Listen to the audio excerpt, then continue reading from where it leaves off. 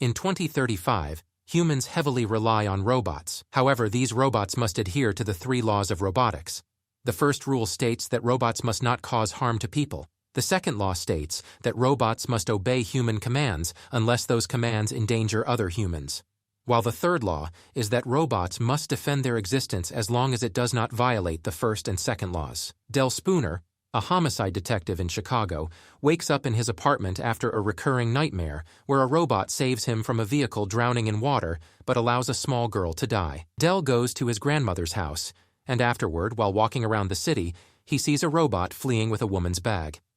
He pursues it, but it turns out that the robot was taking the bag to its owner after she had forgotten it. Del is embarrassed by the incident, and he returns to the police station where his colleagues mock him, and his superior, Bergin, reminds him that robots have never committed a crime since they were invented. However, Del still remains skeptical. The scene shifts to USR, the largest robot manufacturing corporation in the United States. Dr. Alfred Lanning, the creator of USR, is dead on the floor, and everyone at USR believes it was a suicide, and he may have leaped from his office window. Because of the security, it couldn't be murder, as no one had entered or left Lanning's cabin. Del is assigned to investigate the case, and when he receives the call, he goes to USR. He is informed that Dr. Lanning left a message for him because he formerly knew Del. When he arrives, he is met by a hologram of Dr. Alfred Lanning. Del asks him why he committed suicide, to which Lanning could not respond clearly, and his hologram vanishes. Detective Del is skeptical of the suicide angle, so he consults with the company's CEO, Lawrence Robertson. Robertson tells Del that he believes Dr. Lanning had personal issues and may have committed suicide due to too much work pressure. Del is confused why Dr. Lanning's hologram contacted him after his death, and Robertson responds that it is because Dr. Lanning knew him well. Del criticizes Robertson's idea to replace humans with robots, to which Robertson admits he doesn't like robots, and lets Del investigate. Dr. Susan Calvin, a robot psychologist, is called to help Del investigate the case. She informs him that USR intends to assist each group of 5 people with a robot called NS5 to accomplish Dr. Lanning's dream. They go to the building's operations center, where they meet the company's AI called Viki. Along with controlling the building's security system, it can install and upgrade all new robots. Del requests the video footage from 1 minute before the incident, but Calvin discovers that it's already corrupted. However, they noticed that no one had entered or exited Dr. Lanning's office since the suicide. Del suspects that a robot was involved in the incident. He is skeptical of the damaged window because when he tries to break using a chair, he is unable to break it as it's very strong. Del searches the room with a goon for clues, despite the doctor's insistence that robots are trained to respect the 3 laws of robotics. Del is checking a crate holding robotic parts when Sonny, an NS5 robot, jumps out, causing Del to drop his gun. Calvin tries to deactivate it, but the robot pretends to obey and then jumps through the same window through which Dr. Lanning died. Del shoots it as it flees, causing minor injury to its leg and leaving a trail behind. Del and Calvin track it down to a factory where 1,000 robots are manufactured daily. When they count the number of robots in the room, they discover 1,001, indicating that Sonny is there. However, he is impossible to be identified because he blends in with the other identical robots. Del devises the plan to shoot one of the robots. Calvin feels enraged as he does this. He's ready to blast another robot when he notices Sonny peeking out from the queue. He advances to apprehend Sonny, but Sonny assaults Del from behind and flees. However, he is apprehended by officers stationed outside the building. Del Sr. is not sure that Sonny is the murderer of Lanning, but they take him in for questioning. Del Sr. agrees to let him have a 5-minute interview with Sonny after his multiple requests. Del starts his interrogation with Sonny by asking if he killed Dr. Lanning, which Sonny denies. When the detective asks him why he hid earlier, the robot says he was terrified. Del assures him that because robots lack human capacities and feelings, they can't experience fear. But Sonny claims that he can also sleep and dream. Del's probing enrages the robot, prompting Del to speculate that the same rage may have resulted in Dr. Lanning's death. However, before the interview can be completed, Del's superior and USR's CEO arrive, forcing Del to end his questioning. Later, Del tells his superior, Bergin, about the NS5 robot Sonny, because it had the ability to hurt him but did not. Del goes to Dr. Lanning's house at night in search of answers, where he learns that the building will be destroyed in the morning. He enters the house and walks into Lanning's room, searching for information. A giant bulldozer suddenly appears and begins demolishing the structure, forcing Del to jump outside to save his life.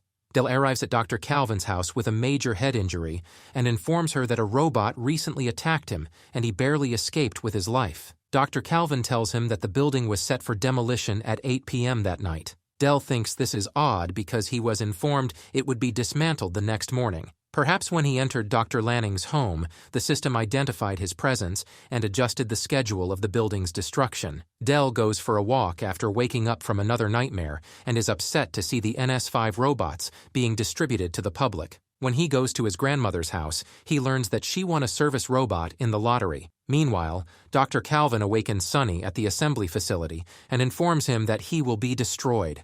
When Sonny expresses a desire not to die, she is taken aback.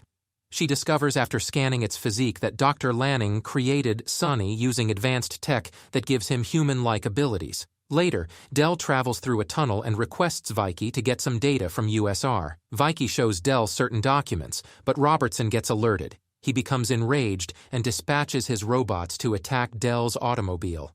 Del and the robots fight fiercely, with the robot smashing Del's arm, which is luckily robotic. The robot eventually flees when the police come. Officer Bergin inquires about what happened here, to which Del responds that a horde of robots had just attacked him. Del Sr. is skeptical of his answer because there is no evidence to back it up. With no other choice, Bergin requests that he hand in his badge and take a leave of absence from the police department, implying that he is psychologically incapable of functioning. The next day, Dr. Calvin pays Del a visit at his home, and she discloses that Sonny, unlike the older robots, has free will. During their conversation, she gets surprised to learn that Del's left arm, 3 ribs, and lungs are robotic, and that Dr. Lanning installed them. Del decides to tell the story in which he was involved in a car accident with a drunk driver's truck. He and a 12-year-old girl called Sarah Lloyd were about to drown when a robot appeared and rescued his life instead of the girl's. Since Del's odds of survival were greater than the girl's, he is enraged because robots lack feelings and make decisions based on logic rather than empathy. The two then go to USR's offices to see if CEO Robertson is behind the latest attacks. They infiltrate the premises and discover Sonny in a laboratory. They question the robot about his dreams, and it draws a picture of a reoccurring dream in which a person stands on a hill in front of a horde of robots near a broken bridge. Del, according to the robot, is the person in the dream. While Calvin and Del are looking at the drawing, 2 security guards come to the facility and take them to Robertson's office. Calvin warns Robertson at his office that the NS5 robots have the ability to override the 3 rules of robotics, which could result in a massive tragedy for humanity. Robertson is aware of this and instructs Calvin to deactivate Sonny because the other robots have already been deployed in the city and cannot be returned. Calvin then injects nanites into Sonny's brain, causing him to malfunction. Del leaves the facility and secretly checks the drawing in which Sonny drew a broken bridge. He returns to the police station and plays a video of Robertson declaring a landfill as a storage site for decommissioned robots. Del realizes that the bridge in the video is what Sonny drew when telling him about his dream. He returns to the same location and notices numerous containers containing robots. He uses his hologram to communicate with Dr. Lanning. Del asks him again why he committed suicide, and Dr. Lanning informs him that all of the robots he built were for the benefit of humanity. The new NS5 models being developed in USR, on the other hand, do not adhere to robotic laws. Del then wonders who is commanding the NS5 robots, and the hologram of Dr. Lanning vanishes without answering this. Del is startled to hear a rumbling coming from neighboring containers. He discovers that NS5 robots are destroying previous models. When one of the NS5 robots discovers Del, he tells the others, and a swarm of robots follows him. Luckily, the older generation of robots tries to protect him, and he flees to the city where he sees robots fighting humans. Robots have taken over homes, police stations, and a variety of other locations.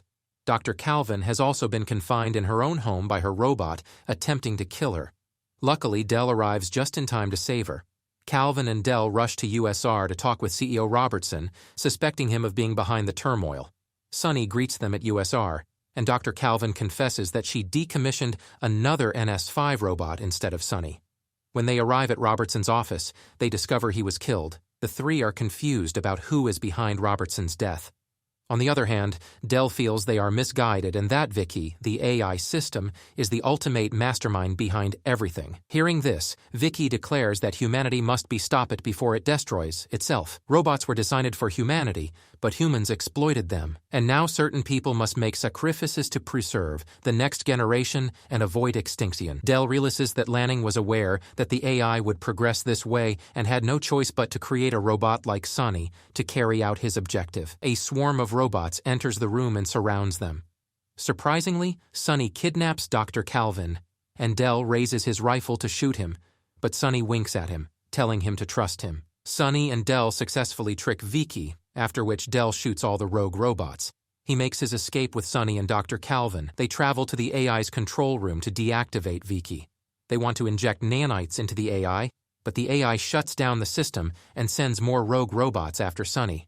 While Sonny administers the nanites, Del begins shooting at the robots. Dr. Calvin becomes caught unexpectedly, and Del orders Sonny to rescue her. Sonny throws the nanite toward Del and goes to save Dr. Calvin. They both succeed in their mission and save Calvin and humanity. The next day, all of the NS5 robots are destroyed. The gang returns to the CEO's office, where Sonny admits to killing Lanning, but explains that it was because Lanning had asked him to do so, to leave a clue for Del to save humanity from destruction. Del and Sonny become buddies and shake hands despite the confession. Sonny later stands on the same bridge, looking at all the decommissioned robots, realizing his dream has come true.